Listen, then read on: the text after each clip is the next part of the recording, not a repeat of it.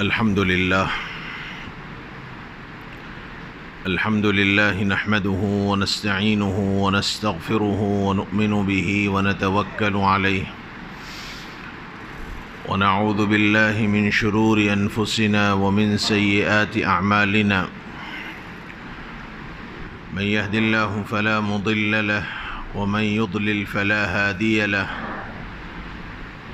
ونشهد أن لا إله إلا الله وحده لا شريك له ونشهد أن سيدنا ونبينا وحبيبنا وشفيعنا وسندنا وقدوتنا ومولانا محمدا عبده ورسوله صلى الله تبارك وتعالى عليه وعلى آله وأصحابه وذرياته وأهل بيته وبارك وسلم تسليما كثيرا كثيرا. أما بعد فقد قال الله سبحانه وتعالى: أعوذ بالله من الشيطان الرجيم بسم الله الرحمن الرحيم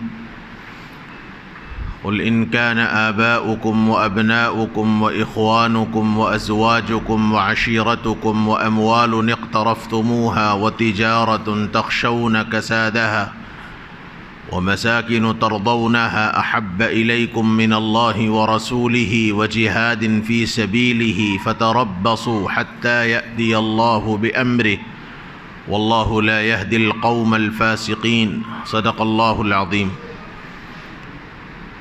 وقد قال رسول الله صلى الله عليه وسلم: لا يؤمن أحدكم حتى أكون أحب إليه من والده وولده والناس أجمعين او كما قال علیہ الصلاۃ والسلام.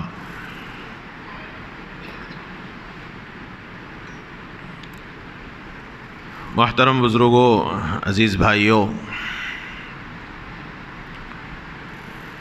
اس وقت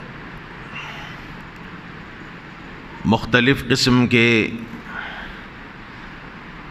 حالات اور سازشوں کے اعتبار سے عالم اسلام میں مسلمانوں کو ذہنی طور پر پریشان کرنے کی ایک مکمل سازش کی جا رہی ہے. مختلف اعتبار سے، مختلف طریقوں سے مسلمان اور اسلام کو بدنام کرنے کی کوشش جاری ہے، اور اس سلسلے میں سارا کفر، ساری دنیا کے کفر سب پلاننگ کے ساتھ مسلمانوں کو متاثر کرنے کی فکر میں لگے ہوئے ہیں. اور یہ بات بھی طے ہے کہ مسلمان اپنے گھر بار کی، اپنی عزت و آبرو کی، اپنی جان کی اتنی فکر نہیں کرتا جتنی فکر حضرت محمد صلی اللہ علیہ وسلم سے تعلق کی بنیاد پر کرتا ہے. اس لیے وقتاً فوقتاً مختلف موقعوں کے اعتبار سے، حالات کے اعتبار سے اللہ کے نبی صلی اللہ علیہ وسلم کی شخصیت مقدسہ کو ٹارگٹ کر کے کافر لوگ مسلمانوں کو ورغلانا چاہتے ہیں. اس لیے یہ جو گستاخانہ کارٹون ایک فرانس کے ملک میں بنایا گیا ہے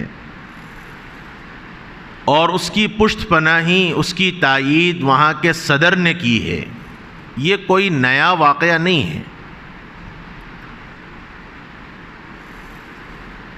لیکن مسئلہ یہ ہے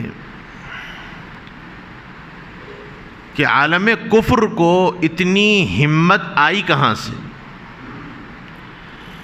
یہ تو سبھی جانتے ہیں کہ مسلمان جذباتی قوم ہے، مسلمان سب کچھ برداشت کر سکتا ہے، اپنے آپ کو، اپنے گھر بار کو، اپنے اہل و عیال کو، اپنے بیوی بچوں کو، اپنے ماں باپ کو، اپنی عزت کو، اپنے آبرو کو داؤ پر لگا سکتا ہے، لیکن حضرت محمد صلی اللہ علیہ وسلم کی ذات بابرکت پر ایک آنچ بھی آ جائے مسلمان اس کو برداشت نہیں کر سکتا، چاہے ایمان کے اعتبار سے، عبادت کے اعتبار سے، اسلام کے اعتبار سے وہ کتنا ہی گئے گزرا کیوں نہ ہو۔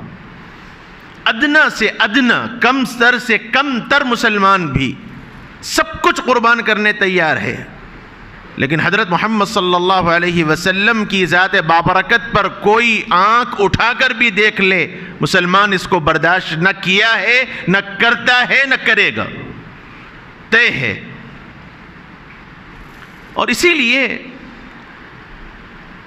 کافر لوگ یہ بات جانتے ہیں کہ مسلمانوں کو اگر جذبات میں لانا ہے، ان کو ورغلانا ہے، تو بنیادی طور پر ان کو حضرت محمد صلی اللہ علیہ وسلم کی ذات بابرکت کا نام لے کر ان کو ورغلایا جائے۔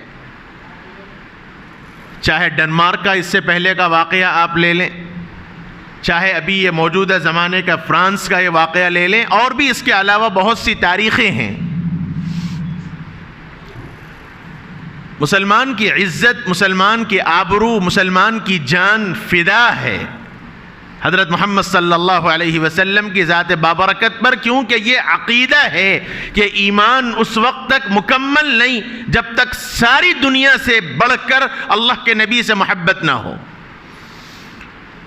قرآن مجید نے اس آیت شریفہ کے اندر یہی بات فرمائی ہے، قل ان كان آباؤكم وأبناؤكم وإخوانكم وأزواجكم وعشيرتكم وأموال اقترفتموها وتجارة تخشون كسادها ومساكن ترضونها۔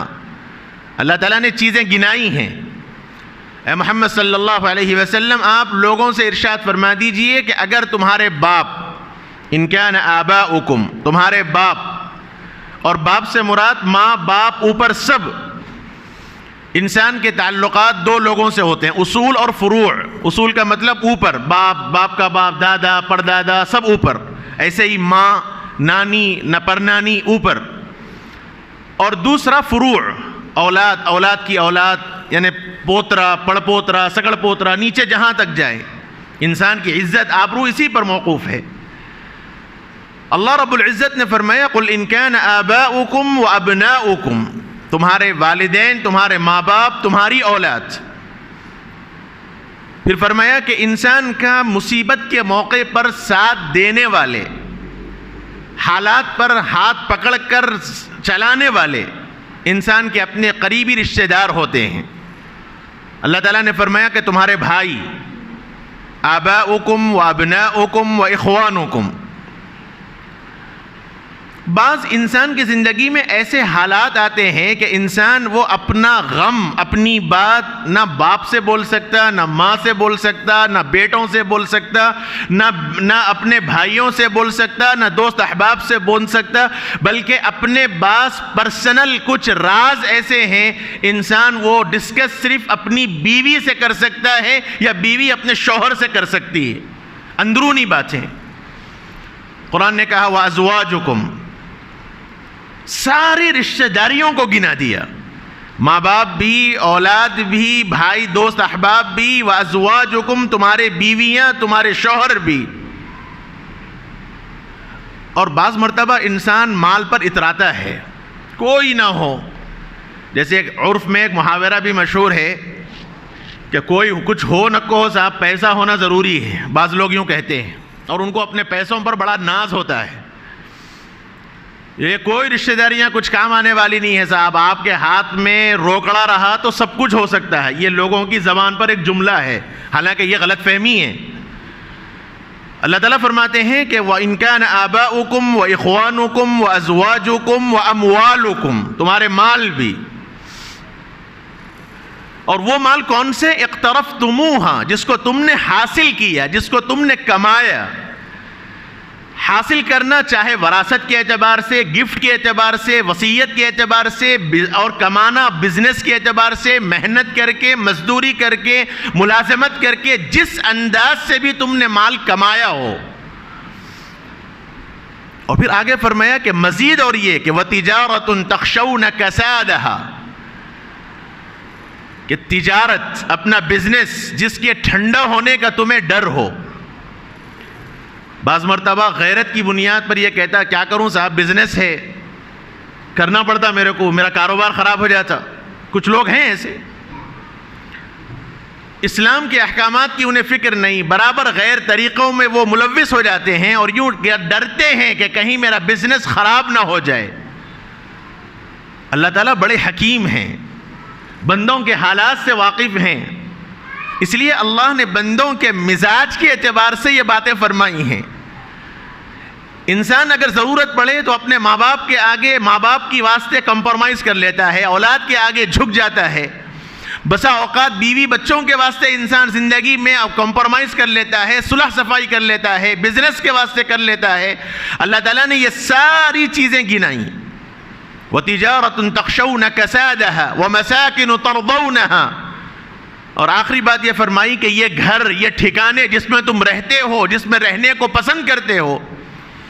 ایک انسان کی اگر تمنا پوچھی جائے کہ صاحب آپ کی خواہش کیا ہے، آپ کی تمنا کیا ہے، تو عمومی اعتبار سے ہر انسان کی یہ خواہش ہوتی ہے کہ صاحب کماؤں دھماؤں اور ایک سر چھپانے کے واسطے ایک ذاتی ٹھکانہ بن جائے، کم سے کم اتنا تو ہونا چاہیے.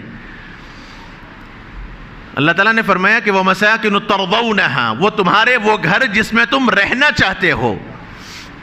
یہ ساری چیزیں اگر احب الیکم من اللہ ورسولہ وجہاد فی سبیلہ، یہ ساری چیزیں، یہ ماں باپ، اولاد، کاروبار، بھائی بندن، رشتہ داریاں، کاروبار، بزنس، اگر یہ ساری چیزیں تمہارے نزدیک اللہ سے، اس کے رسول سے، اور وہ جہاد جس کے لیے تمہیں حکم دیا گیا ہے، اللہ کے راستے میں نکل کر جہاد کرنے کے مقابلے میں یہ چیزیں اگر تمہیں زیادہ پسندیدہ ہیں تو پھر یاد رکھو فتربصوا، انتظار کر لو اللہ کے عذاب کا، حتی یأتی اللہ بامرہ، یہاں تک کہ اللہ کا حکم تمہارے پاس آ پہنچے، یعنی عذاب میں تم مبتلا کر دیے جاؤ.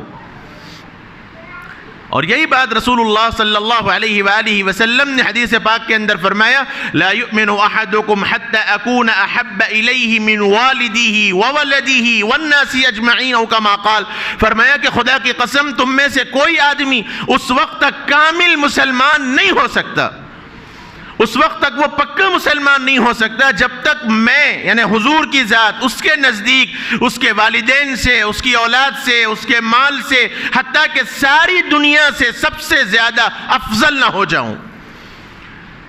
ساروں کے مقابلے میں جب تک وہ مجھے افضل نہ سمجھے، مجھ سے محبت نہ کرے، اس وقت تک اس کا ایمان مکمل نہیں ہے. حضرت عمر رضی اللہ تعالی عنہ، جن کو حضور نے فرمایا کہ لو کان بعدی نبی لکان عمر، اگر میرے بعد نبوت زندہ باقی رہتی، میرے بعد کوئی اور نبی بن سکتا، میرے بعد کوئی نبی کے نبوت قبول کرنے کے قابل ہوتا تو حضور نے فرمایا کہ وہ عمر ہوتا. ایسی شخصیت. آقا نے ایک مرتبہ پوچھا کہ عمر تمہارا نزدیک میرا کیا مقام ہے، تم کیا کرتے ہو، تم اپنے دل میں میرے لیے کیا مقام رکھتے ہو. تو حضرت عمر رضی اللہ عنہ نے سوچا اور اس کے بعد فرمایا کہ یا رسول اللہ، ساروں پر میں آپ کو ترجیح دیتا ہوں، ہاں میری جان مجھے آپ سے زیادہ عزیز ہے. اللہ کے نبی صلی اللہ علیہ وسلم نے فرمایا قد نقصت، تمہارا ایمان مکمل نہیں ہے. حضرت عمر رضی اللہ عنہ جیسی شخصیت کو حضور نے فرمایا. پھر حضرت عمر فرمایا کہ یا رسول اللہ، اب میں نے اپنے دل کو ٹٹولا اور اب میں اس نتیجے پر پہنچا ہوں کہ اپنی جان سے بھی زیادہ میں آپ کو عزیز سمجھتا ہوں. آقا نے فرمایا الآن قد کملت الایمان، او کما قال، اب تمہارا ایمان مکمل ہوا. تو ایک مسلمان کا جذبہ ہے، غیرت ہے، حمیت ہے، اس کا ایمان ہے، اس کا یقین ہے کہ وہ سب کچھ نچھاور کر سکتا ہے، سب کچھ برداشت کر سکتا ہے، لیکن اپنے نبی کی ذات پر کوئی ایک حرف بھی کہہ دے مسلمان اس کو برداشت نہیں کر سکتا. اور اسی کا نتیجہ ہے اس وقت عالم اسلام میں جو بھونچال آیا ہوا ہے. اپنے وقت کا طاقتور انسان، اپنے طاقت کے نشے میں اترانے والا صدر بھی آج یہ کہنے پر ہاتھ اٹھا کر کہنے لگا ہے کہ خدا کے لیے بائیکاٹ سے آپ لوگ رک جائیں. میرے بھائیو، جو سوال اس عاجز نے شروع میں قائم کیا تھا کہ آخر ان لوگوں کو یہ ہمت آئی کہاں سے، اس پر غور کرنے کی ضرورت ہے کہ مسلمان کیا واقعتاً حقیقتاً دل سے عاشق رسول ہے یا صرف زبان سے کہتا ہے. اس کے ٹٹولنے کی، امتحان لینے کی، جانچنے کی ضرورت ہے، کیونکہ پلاننگ کرنا غلط نہیں ہے، اور پلاننگ کے واسطے لامحالہ آگے پیچھے ساری چیزیں سوچنا پڑتا ہے. ایک معمولی سا میں چھوٹا سا بزنس کرنا چاہوں تو میں پوری مارکیٹ کا سروے کروں گا، ایکسپرٹ سے پوچھوں گا، جاننے والوں سے پوچھوں گا، اپنے حال حقیقت ان کو بتلاؤں گا کہ صاحب میرے پاس اتنا انویسٹمنٹ ہے، میرے پاس اس کے علاوہ کچھ اور نہیں ہے، میں اپنی پوری محنت اسی پہ لگانا چاہتا ہوں، کیا کروں؟ 10 مرتبہ سوچے گا، پوچھے گا، اس کے بعد ہمت کر کے میدان میں آئے گا، ڈرتے ڈرتے دن رات ایک کر کے محنت کرے گا. کیوں؟ اس لیے کہ اس کو اس کے نفع اور اس کے نقصان کا، اس کے پروفٹ کا اور اس کے لاس کا انسان کو فکر ہے. اس لیے مجھے سب سے پہلے یہ سوچنا ہے کہ کیا میں واقعتاً عاشق رسول ہوں، کیا میں واقعتاً سچے طور پر اپنے نبی کا عاشق ہوں، یا میں صرف زبان سے کہہ رہا ہوں. کیونکہ عشق اس کا نام ہے، محبت اس کا نام ہے کہ محبوب کی ادا میری ادا بن جائے، اس کا نام محبت ہے. جیسے یہ عاجز مثال دیتا ہے عام طور پر کہ اگر اللہ نہ کرے آپ کے والدین میں سے کوئی فریش ہوں، بستر پر ہوں، بیمار ہوں، وہ اٹھ نہیں سکتے، اپنی ضرورت کا کام نہیں کر سکتے، اور ماں بستر پر کراہ رہی ہے، تڑپ رہی ہے، اور آپ اس کے بازو کرسی پر بیٹھ کر، ایک مثال دے رہا ہوں میں صرف، آپ کرسی پر بازو بیٹھ کر اپنے فون میں مصروف ہیں، اور ماں کراہتے ہوئے چیخ رہی ہے کہ بیٹا مجھے ایک گلاس پانی پلا. آپ یہ کہیں کہ اماں مجھ سے سب ہوگا، میں پوری آپ کو دل سے چاہتا ہوں، ساری دنیا سب بیکار ہے آپ کے سامنے، میں آپ کو بے پناہ چاہتا ہوں، مجھے آپ سے بے پناہ محبت ہے، بس میں آپ کو پانی نہیں پلا سکتا. اور پھر یہ کہتا ہے کہ میں عاشق ہوں، میں آپ کو چاہتا ہوں، تو دنیا یہ کہے گی کہ سب سے بڑا بیوقوف یہی ہے. کیونکہ محبت اس کا نام ہے کہ میں جس سے محبت کروں ان کو کوئی تکلیف نہ ہو، ان کو کہنے کی ضرورت نہ پڑے، اور کہنے سے پہلے ہی ان کی ضرورت کی تکمیل میں کر دوں. اس کا نام سچا محبت اور اس کا نام سچا عشق ہے. محبت اس کا نام ہے کہ عاشق کی ادا معشوق کی ادا بن جائے. محبوب اس کو کہتے ہیں کہ محبوب جس سے مجھے محبت ہو، میری خواہش، میری انا، میری مرضی کچھ نہیں، میری خواہش اور انا اور میری ساری خواہشات میرے محبوب کی خواہش کے مطابق ہو جائیں، اس کا نام محبت ہے. ورنہ محبت صرف زبان سے اقرار کر لینے سے محبت مکمل نہیں ہو سکتی. اسی لیے حضرت قاری صدیق احمد صاحب باندھوی رحمۃ اللہ علیہ نے فرمایا کہ عشق نبی کا دعویٰ تو آسان بہت ہے ثاقب، عشق نبی کا دعویٰ تو آسان بہت ہے ثاقب، فرمان نبی پر عامل ہونا سب کے بس کی بات نہیں ہے. اور اللہ تعالیٰ نے بھی محبت کا معیار قرار دیا. محبت کس کو کہیں گے؟ کامل محبت کب ہوگی؟ جانچو، پرکھو، اور پھر اس کے بعد امتحان کرو، اور پھر اس کے بعد طے کرو پیمانہ کہ میرے اندر محبت ہے یا نہیں ہے. اللہ تعالیٰ نے فرمایا قل ان کنتم تحبون اللہ فاتبعونی یحببکم اللہ. اے محمد صلی اللہ علیہ وسلم آپ صاف ارشاد فرما دیجئے اگر تم اللہ سے محبت کا دعویٰ کرتے ہو اور نبی سے محبت کا دعویٰ کرتے ہو تو پھر یاد رکھو فاتبعونی. اگر تمہاری طریقے زندگی، تمہارا اٹھنا بیٹھنا، تمہارا کھانا پینا، تمہارا رہنا سہنا اگر واقعتاً میرے لائے ہوئے شریعت اور دین کے موافق ہے تو سمجھو اللہ تم سے محبت کریں گے، تمہاری محبت کامل ہے. اور اگر صرف جذبات کا اظہار کرنا ہو، عشق نبی کے نام پر صرف جذبات اور دکھاوا اگر مقصود ہے، تو ہاتھ جوڑ کر معافی مانگتے ہوئے کہتا ہوں کہ ایسی محبت کے دکھاوے کی نہ اللہ کو ضرورت ہے نہ آقا کو ضرورت ہے۔ میرے بھائیوں، اسلام نے رواداری کا حکم دیا، اسلام نے حسن سلوک کا حکم دیا، اسلام نے محبت کا حکم دیا۔ یہ جو لوگ کہہ رہے ہیں آج کل کہ آزادی رائے کا ہر ایک کو حق ہے، اور بعض حکومتوں نے بھی فرانس کا ساتھ دیا اور یہی بنیاد بتلایا کہ آزادی رائے کا ہر ایک کو حق ہے، لیکن اگر وہ غور کریں تو معلوم ہوگا یہ آزادی رائے کا حق بھی دیا کس نے؟ سب سے پہلے اسلام نے حق دیا، ہر ایک کو آزادی رائے کا حق اسلام نے دیا، ورنہ پہلے تو بڑوں کے آگے چھوٹوں کو بولنے کی ہمت نہیں۔ قرآن نے بھی کہا الحر بالحر والعبد بالعبد والانثى بالانثى۔ قصاص میں پہلے زمانے میں جاہلیت میں اگر کوئی آزاد کسی غلام کو قتل کر دے تو کوئی قصاص نہیں ہوتا تھا، اور اگر کوئی غلام کسی آزاد کو قتل کر دے تو غلام کے خاندان کے 2 افراد کو قتل کر دیا جاتا تھا۔ عورت اگر قتل کر دی جاتی تو ان کے مرد کو مار دیا جاتا، اور طاقتور لوگوں کا آدمی اگر کسی عورت کو مار دے تو کوئی تاوان نہیں دیا جاتا تھا۔ اسلام نے رواداری کا حکم دیا، اسلام نے آزادی رائے کا اختیار دیا، لیکن لمیٹڈ کہا، ہر ایک کی حد مقرر کر دی۔ اس لیے غیبت جائز نہیں، اور اسی لیے کسی پر بہتان لگانا جائز نہیں، کسی پر الزام لگانا جائز نہیں، کسی کو برا کہنا جائز نہیں، کسی کو متعلق غلط قسم کے الزامات لگانا اسلام کے اعتبار سے جائز نہیں۔ آزادی رائے کا یہ مطلب نہیں ہے کہ کسی مذہب کو بنیاد بنا کر، کسی مذہب کے محترم شخصیت کو ٹارگٹ کر کے ساروں کے جذبات کو مجروح کیا جائے۔ اسلام اس کی قطعاً اجازت نہیں دیتا۔ مسجد نبوی میں ایک مرتبہ انصار اور مہاجرین میں مباحثہ ہوا۔ انصار یہ کہنے لگے کہ ہم افضل ہیں، یعنی اللہ کے نبی کے نزدیک ہم سب سے زیادہ چہیتے ہیں، اور اس کی وجہ یہ بیان کی کہ حضور جب آئے تو ہم نے اللہ کے نبی کا ہر موقع پر ساتھ دیا۔ حضور کے گھر والوں نے حضور کو نکال دیا تھا تو ہم نے ان کو حضور کا ساتھ دیا، ہر وقت ہم حضور کے ساتھ رہے، ہر جنگ میں ہم حضور کے ساتھ رہے، یہ انہوں نے کہا۔ اس لیے اللہ کے نبی کے نزدیک ہم سب سے زیادہ چہیتے اور قریبی ہیں۔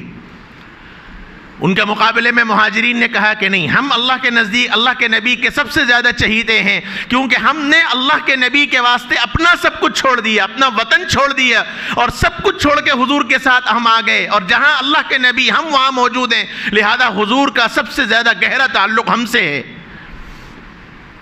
یہ باتیں چل رہی تھیں۔ اللہ کے نبی صلی اللہ علیہ وآلہ وسلم مسجد میں تشریف لائے اور فرمایا کہ تم لوگ کچھ کہہ رہے تھے، میں کچھ باتیں سنا لیکن پوری نہیں سن پایا۔ تو انصار نے اپنی بات پیش کی کہ یا رسول اللہ ہم نے یہ کہا، مہاجرین نے کہا کہ یا رسول اللہ ہم نے یہ کہا۔ اللہ کے نبی نے دونوں کی باتیں سنی اور مسکرایا، اور اس کے بعد فرمایا کیا میں تمہارے درمیان فیصلہ نہ کر دوں؟ تو دونوں نے کہا کہ یا رسول اللہ ہماری جانیں آپ پر قربان ہوں، کیوں نہیں، ضرور آپ فیصلہ کر دیں۔ تو اللہ کے نبی صلی اللہ علیہ وسلم انصار کی طرف متوجہ ہوئے، فرمایا کہ میں تو تمہارے ہی کا ایک فرد ہوں، اب میرا اور تمہارا تعلق الگ نہیں ہے، میں تم سے ہوں تم مجھ سے ہو۔ یہ کہنا تھا کہ انصار کی آنکھیں خوشی کے مارے آنکھوں سے آنسو جاری ہو گئے، اور پھر اس کے بعد حضور مہاجرین کی طرف متوجہ ہوئے اور فرمایا کہ تم اپنے آپ سے مجھ کو الگ کیوں کر رہے ہو، میرا تمہارا خونی رشتہ ہے، میں ہر وقت تمہارے ساتھ رہنے والا ہوں۔ یہ الفاظ مہاجرین کو اتنے پسند آئے کہ انہوں نے نعرہ تکبیر بلند کر دیا۔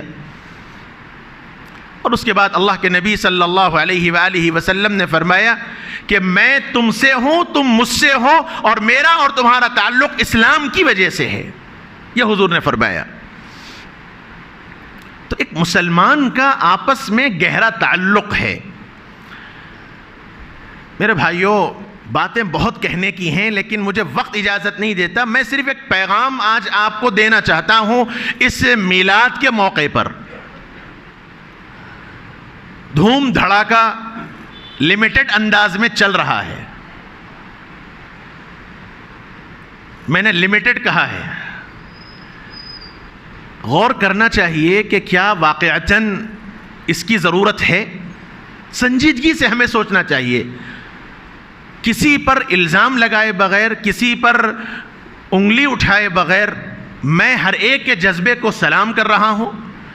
میرے اوپر کوئی فیصلہ مت کیجئے کہ خطیب صاحب فلاں ہیں اور وہ فلاں عقیدے کے ہیں. نہیں, میں عقیدے کی بات نہیں کہہ رہا ہوں اس وقت. میں مذاکرے کے طور پر آپ سے ایک بات کہہ رہا ہوں کہ اس وقت جو چیزیں ہماری چل رہی ہیں اور جس حالات سے ہم جوجھ رہے ہیں اور جو حالات کا ہم سامنا کر رہے ہیں, ان حالات کے پیش نظر کیا یہ چیزیں ہمارے لیے اس وقت مناسب ہیں؟ ہمیں سوچنا چاہیے, ٹھنڈے دل سے بیٹھ کے غور کرنا چاہیے. دن بدن وہ چیزوں کا اضافہ ہو رہا ہے جو اضافہ نہ اسلام نے اجازت دی نہ آقا کے دور کے اندر تھا. عشق کا دعویٰ ہم کیا کر سکتے ہیں؟ ہم کون سے عاشق ہیں صحابہ کے مقابلے میں؟ اولیاء کرام کے مقابلے میں ہم کون سے عاشق ہیں؟ کبھی ہم نے سوچا کیا ہمارا عشق ایسا ہے؟ ہر آدمی اپنے آپ کو ٹٹول کر دیکھے. کیا نبی کی محبت ایسا کوئی دکھلا سکتا ہے جو صحابہ نے دکھلایا؟ ایک صحابی آئے ایمان قبول کر کے, اللہ کے نبی کے خدمت میں آئے, کہا یا رسول اللہ میں نے ایمان قبول کیا. اور اس زمانے میں ایمان قبول کرنے کا مطلب ابتدائی دور میں گھر بار کو سب کو چھوڑ دینا تھا. حضور نے فرمایا کہ اچھا تم کیا کر سکتے ہو؟ کہا حضور آپ جو حکم دے کروں گا. کہا جاؤ اپنے باپ کا سر قلم کر کے لاؤ. آقا نے فرمایا, حالانکہ رحمت للعالمین ہے, ساری دنیا کے واسطے رحمت بنا کر بھیجا گیا تھا, اللہ کے نبی نے بھری مجلس میں فرمایا کہ جاؤ اپنے باپ کا سر قلم کر کے لاؤ. زبان رسالت سے لفظ نکلنا تھا. صحابہ فرماتے ہیں اسی وقت ہم نے ان کے ہاتھ کو دیکھا کہ ان کا ہاتھ فوری تلوار کے دستے پر گیا اور وہیں سے مجلس کے اندر اٹھے اور فوری مجلس کے باہر جانے لگے. یعنی چہرے ہی سے جذبہ محسوس ہو گیا کہ واقعتاً یہ کام کر گزریں گے. اور جب مجلس نبوی سے وہ باہر چلے گئے, اللہ کے نبی نے قاصد کو بھیجا کہ جاؤ انہیں بلا لاؤ. جب وہ آئے تو کہا کہ میں رحمت للعالمین بنا کر بھیجا گیا ہوں, یہ تو صرف تمہارا ایک امتحان تھا. یہ عشق تھا صحابہ کا. یہ نہیں سوچا کہ باپ ہے, یہ نہیں سوچا کہ حضور آپ کیا کہہ رہے ہیں, یہ نہیں پوچھا کہ یا رسول اللہ کیا واقعتاً آپ صحیح کہہ رہے ہیں, یہ نہیں پوچھا. زبان رسالت سے لفظ نکلا اور ہاتھ فوری تلوار کے دستے پر پہنچ گیا.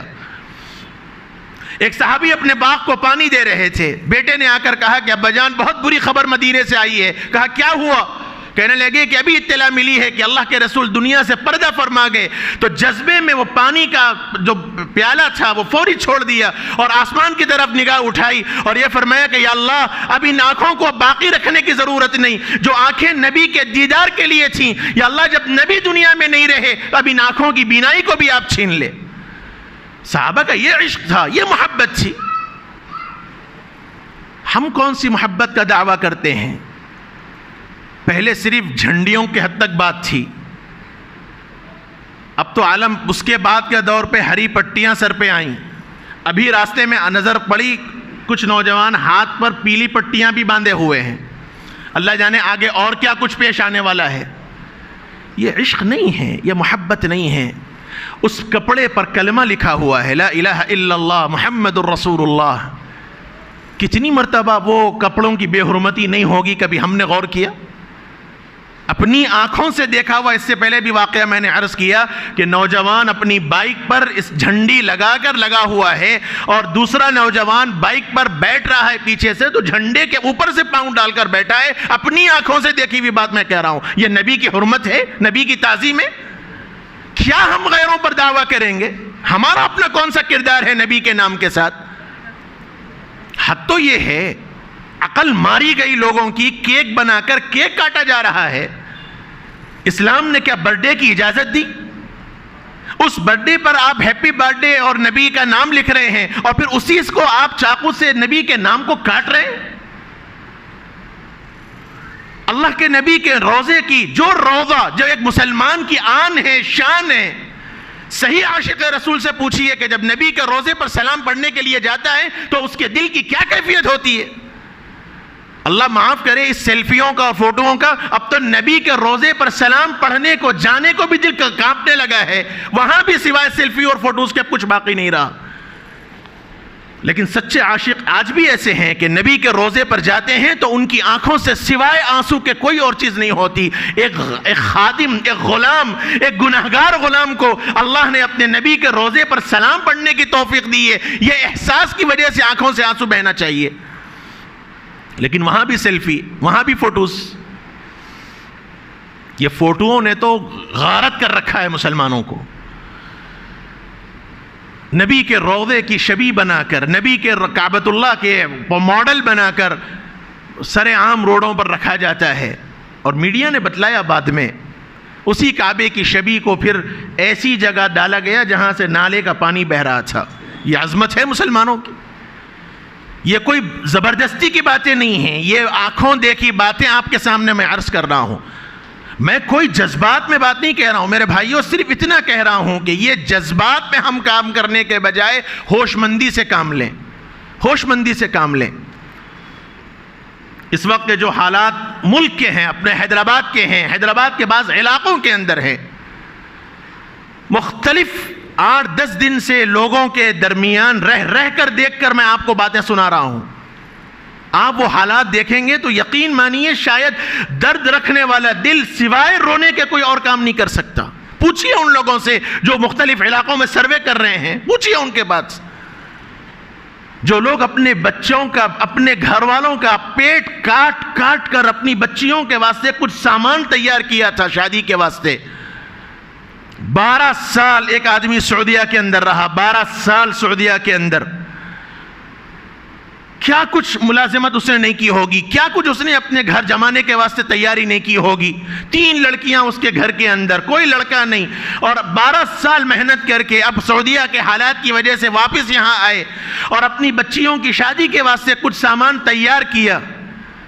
ایک ہی لمحے کے اندر پانی کا ایک ایسا تیز ریلا آیا کہ الماری لڑکی اور اس کے اندر کا اپنی بڑی لڑکی کی شادی کے واسطے 4 تولے سونا بیچارے نے اٹھا کر رکھا تھا، سب ختم ہو گیا.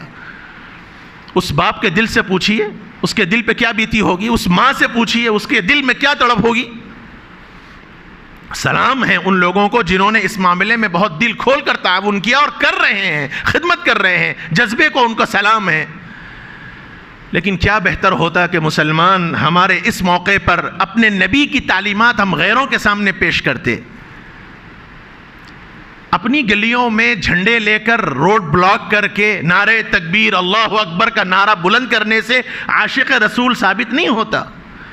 عاشق رسول یہ ہوتا کہ میں غیر کے پاس جا کر بتلاتا کہ آج ہمارے نبی کی پیدائش کا دن ہے، ہمارے نبی نے ہمیں آپ کے ساتھ خیرخواہی کا حکم دیا، چلیے میں آپ کے ساتھ آپ کے غم میں شریک ہوں، میں بھی آپ کا گھر صاف کرنے لگتا ہوں. یہ عشق ہوتا، یہ عشق ہوتا. سارے مسلمان جنہوں نے اپنے سر پر پٹیاں باندھی، اپنے بونڈوں پر پٹیاں باندھ لی، بیکوں پر جھنڈے لے لے کر روڈوں پر جو ناچ رہے ہیں اور پھر رہے ہیں، کاش اگر وہ ان علاقوں میں جا کے کہتے ہیں کہ آج ہمارے نبی کی پیدائش کا دن ہے، آج ہم آپ کے ساتھ شریک ہیں، ہم بھی آپ کا گھر صاف کرنے تیار ہیں. نبی کے نام سے یہ کام تو کیا جاتا. لیکن وہاں جذبات دکھانے کا موقع نہیں ملتا، وہاں چیخ و پکار کا موقع نہیں ملتا. میرے بھائیوں بات کو سمجھیے. میں کوئی مذہب کی بات نہیں کہہ رہا ہوں، میں کوئی مسلک کی بات نہیں کہہ رہا ہوں. میں صرف ایک پیغام آپ کو دینا چاہتا ہوں کہ نبی کی حرمت کی لاج رکھیے. اپنی زندگیوں میں تبدیلی لانے کی ہمیں ضرورت ہے. اپنے نبی کے نام پر ہم جو جی رہے ہیں، اپنے نبی کے نام پر ہم جو اپنے جذبہ عشق کا اظہار کرتے ہیں، ضرورت اس بات کی ہے کہ واقعتاً ہم اس کو تھوڑے ٹھنڈے دل سے سوچیں. اسلامی تعلیمات کی اور صحیح عاشق رسول ہونے کا ثبوت پیش کیجیے. اور یہ اسی وقت ممکن ہے جب میری زندگی میں نبی کی تعلیمات آئیں گی. اور جب تک تعلیمات نبوی نہیں آئیں گی اس وقت تک صحیح معنوں میں ہم عاشق رسول نہیں بن سکتے. اللہ تعالیٰ اپنے کرم سے جو باتیں کہی گئی ہیں اللہ ہم سب کو اس پر عمل کی توفیق نصیب فرمائے. اپنا اللہ تعالیٰ جن لوگوں نے دعا کی درخواست کی ہے اللہ ان کے جائز مقاصد کو پورا فرما، ان کی ضروریات کی تکمیل فرما. اے اللہ جو مسلمان پریشان حال ہیں اللہ ان کی پریشانیوں کو دور فرما. بارش کے سیلاب سے مولا جو متاثر ہوئے ہیں مالک غیب سے ان کے ضروریات کی تکمیل فرما. اے اللہ اپنے کرم سے جو بیمار ہیں ان سب کو شفائے کاملہ عاجلہ دائمہ مستمرہ مستمرہ نصیب فرما، ہماری دعاؤں کو اپنے فضل و کرم سے قبول فرما۔